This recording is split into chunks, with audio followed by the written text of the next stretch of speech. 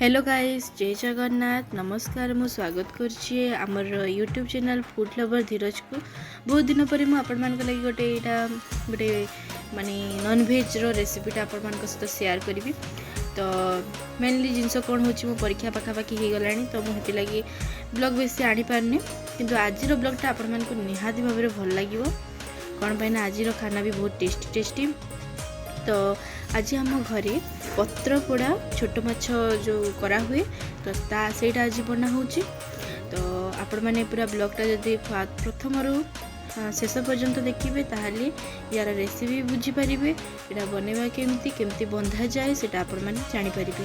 बिना चुली रे आपण मैंने भी माने आपण समस्त घरे भी तो चुली एवेलेबल रोनी, तो आपण मैंने बिना चुली रे भी आमर ये पत्र पोड़ा माछ जो करा होची सेटा आपण माने इंडक्शन हो कि गैस रे हो आपण माने आराम से इजिली आपण माने करि परिबे।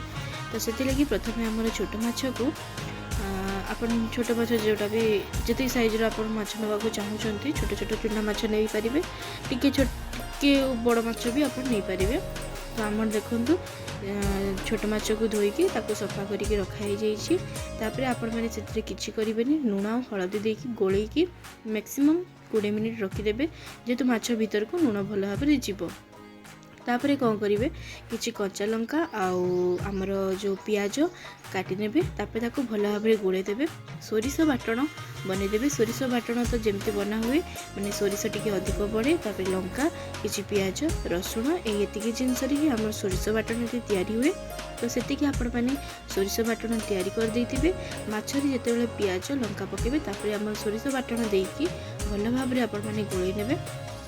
गोले नहीं जदि आपण मैंने एक्चुअली आम आड़े कहते फलसा पत्र, लेकिन से पत्र जहाँ घर एवेलेबल न माखन पत्र को इजिली आपण मैंने व्यवहार करेंगे। माखन पत्र टी भल भाव में धोईदेवे। धोई सारापर कौन करेंगे ना से माछ आ पियाज आ से मसला को गोलैदेवे। गोलैकी मो माँ केमती करुँची आपण मैंने देखु। आमती पत्र 3टा को माने पत्र 3टा हो 4टा हो जार माछर क्वांटिटी जी थी से अनुसार ने। तापर कौन करेंगे ना से पत्र माछ गुड़ी को भल भाव में गोले सारिकी पत्र उपर थोईदेवे। थोई सारापर चारिआडू माने फलसा पत्र थिले से आपण मैंने जो काठी साहाय्य ताकू बांधी पारिबे, किंतु माखन पत्र रे आमे काठी साहाय्य करबा पे प्रथम चेष्टा कलु, हेले सेटा हेलानी बोली आमे परिशेष रे कौन कलु ना से आमे कौन कलु सूतारे बांधी देलु भल भाव में। तो बांधी सारा पर जो आम माने फ्राए पैन रे सोरिष तेल नवा। सोरिष तेल जितेबाला टे गरम हो यहाँ एक्चुअली पत्रटा आम जदि चुली रे करि थांता ताहले हमको किसी भी ये सब जिनस दवा को पड़ी न था। हेले आम यहाँ कौन करूँ फ्राए पैन रे घरे तैयारी करूँ, तो से आमको टे तेल दवा को पड़ो। खाली पत्रटा जेहेतु पूरा पूरी जली न जाऊ से बोली आम यहाँ देले आमर इंडक्शन माने जो तावा भी खराब हेनी, पत्र भी पुड़ब आराम से आ भितर माछ गुड़ाक भी सीझिबो। तो आपण मैंने पूरा वीडियो फास्ट टू लास्ट पर्यंत देखिए। तो तापर मु आपण मानकु सेटा भी बतेबी केमती कोन करा हिची, ता सहित पुणी माने माछटा लास्ट रे केमती देखा जाउछि सेटा भी आपण माने देखिबे। बहुत टेस्टी एंड यम्मी डिलीशियस होइछि भी, आ टेस्ट भी यार बहुत ही भलो होइछि। तो जेतला हमें बांधी सारिला तापर हम एटा कढ़ाई रे जो हमर फ्राए पैन रे जो सोरष तेल गरम कर सारिथिला से ताकू ऑन करवा। गरम हो सारा पर से पत्रटी को थोईदेवा। तापर किसी टाइम पे तापर आम घोड़नी घोड़े देवा। घोड़े सारा पर मैक्सिमम यहाँ तैयारी हवा लगी 15 ରୁ 20 मिनिट समय लगे, मैंने पूरा पूरी सीझिकी भल भाव में तैयारी हवा लगे 20 ରୁ 15 मिनिट टाइम लगे।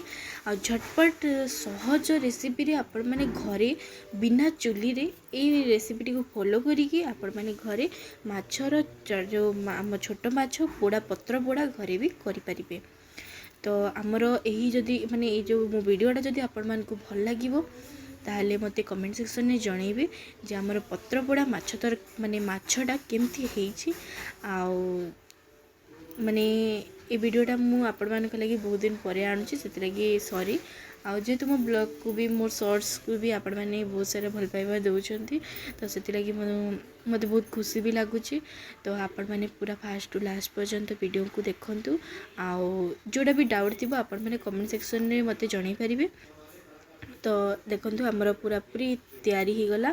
तो वर्तमान में मु रहूची आपण मैंने देखिकी एंजॉय करंतु।